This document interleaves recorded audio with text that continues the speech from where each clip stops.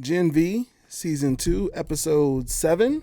Gotta start with the most relevant thing in this episode, and that's the fact that Marie healed Homeboy, and it was Godolkin, and apparently Godolkin was controlling Cipher. Here we are, Marie is still giving in to other people's wishes. Yeah, and it just wasn't smart. It was like, let me go and basically turn myself into a martyr, I guess. I'm just going to sacrifice myself to try and beat everybody because there was no plan. Yeah. There really wasn't any plan. It was based off of a lot of assumptions. No plan or thinking. Yeah, we think that that's Godolkin. We think that he'll help us. We think that that's the only way to beat Cipher. Like they just, God damn. And man, would it have been nice to have a telepath on your team that you could have employed to actually figure some of this shit out. That's a fact. I understand that Marie doesn't trust Kate. I get that.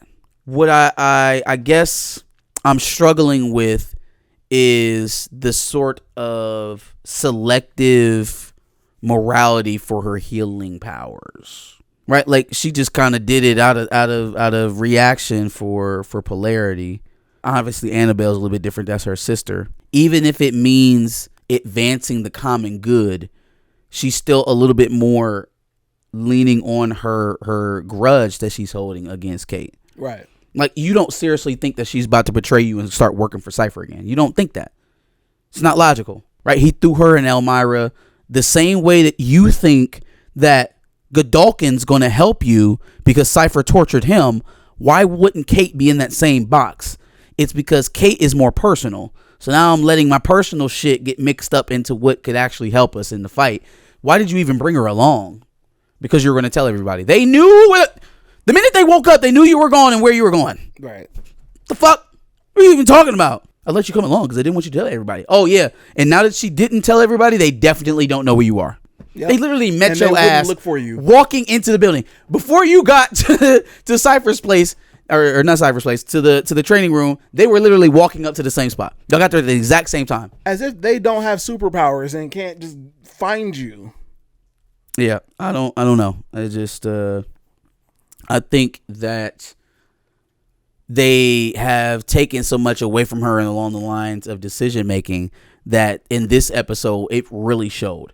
Like, this is a time where you would want your protagonist to be leading the decision making process so that win, lose, or draw, they have to live with the consequences. Either this is a teaching moment or they trusted their gut and they saved the day because they trusted their gut. Oh no, but they did. In a way, by making her stop everybody and have them freezing in the air. And that was also some bullshit. And not giving Kate back her powers. Again, these are not traits of heroes. Heroes don't assault their friends because they're trying to assist them in their quest. No, that was horseshit. I agree. For them to make them do that. I guess that's just the argument to that assumption is that, but she did. She totally had control over the situation because she stopped everybody. Yeah, the other thing is, so we learned a little bit more about the sister and how long she's had her powers, which further confirms the fact that at some level, and she kind of did get into this a little bit, but at some level she should kind of understand where Marie came from. Now, she did say that she had the dream of what was going to happen to her parents, but she didn't know, I guess, how it was going to happen, but she still allowed some of that hate to happen. She said so herself. Like she knew what happened, but she still allowed that hate to fester, which is crazy because you should be in a place of understanding throughout all of this. Somebody else is writing this shit, bro. I don't know how we got to that conclusion. That plus Jordan doesn't know where he stands with I'm tired of it. I want it to be over. So crazy. I really want it to be over. Like this is not, if they're writing an endearing like star-crossed lover story, if they're soulmates and they're supposed to be together, they're not doing a very good job of it. No, they're not. They're not doing a very good job of it. It doesn't even mirror that of the relationship of like Huey and Starlight. Like any of the genuinely like meant to be together couples in the show. It doesn't mirror any of these in the least bit. Doesn't mirror Butcher and his wife. Doesn't mirror Starlight and Huey. It's not very well written. It's not a very well written romance. It's very one-sided. It's completely one-sided.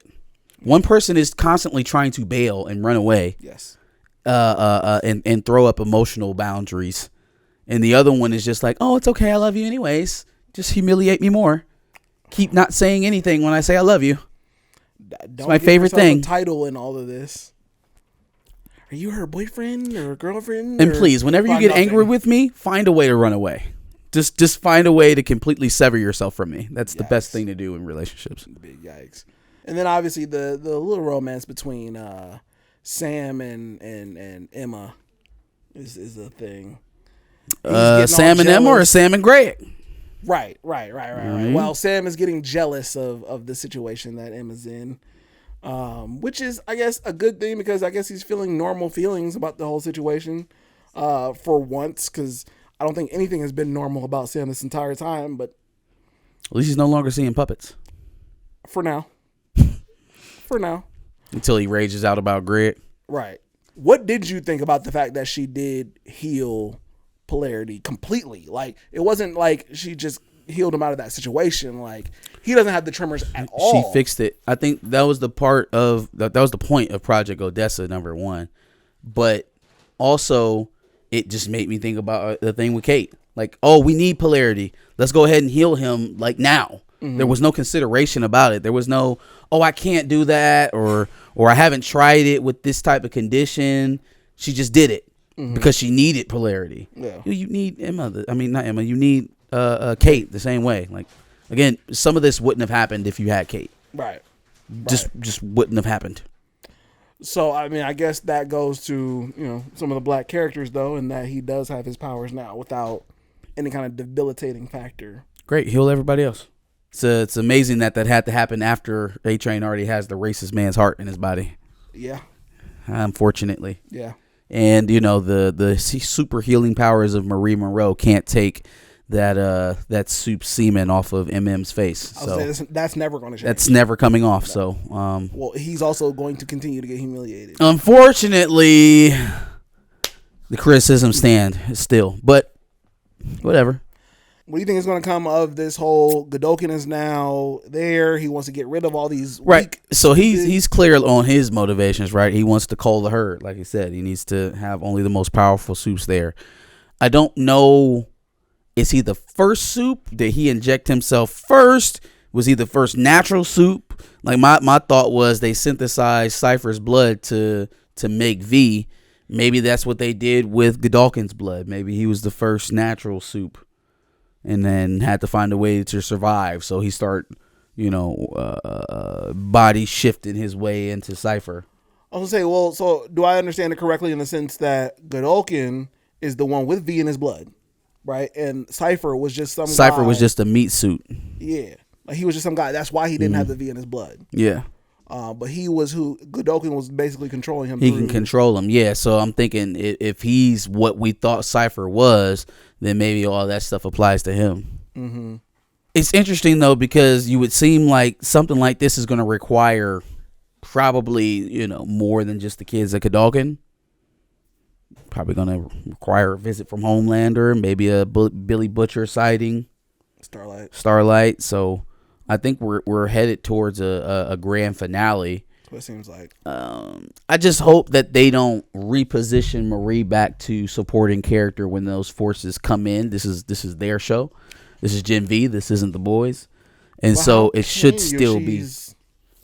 Who's more powerful than Marie right now? That's my point. So she has to be out front. Yeah, got to be out front. Yeah. Oh. And, we basically concluded everything, but I just wanted your thoughts on yet another guy coming out of another guy's ass. You already know what I think about it. Didn't need that in this episode. It was completely unnecessary. The entire conversation didn't need to happen. That entire, I guess, B plot, if you will, didn't need to happen. It's punk rock, bro. It's punk rock. Any other thoughts on episode 7? That's it for me, man. Give us your thoughts on episode 7 of Gen V. In the comment prompt below. Make sure you like, share, subscribe. We're here every week to review Gen Z. We'll be doing the finale next week. Make sure you clamor in here and peep your eyeballs on that. And again, we'll be back to you with another one. Absolutely. And make sure you check out our playlist full of Gen V episode reviews. And we've also done The Boys, so make sure you check out some of those reviews if you haven't already. And like you said, make sure you subscribe. We like to do this every Monday at 10 o'clock.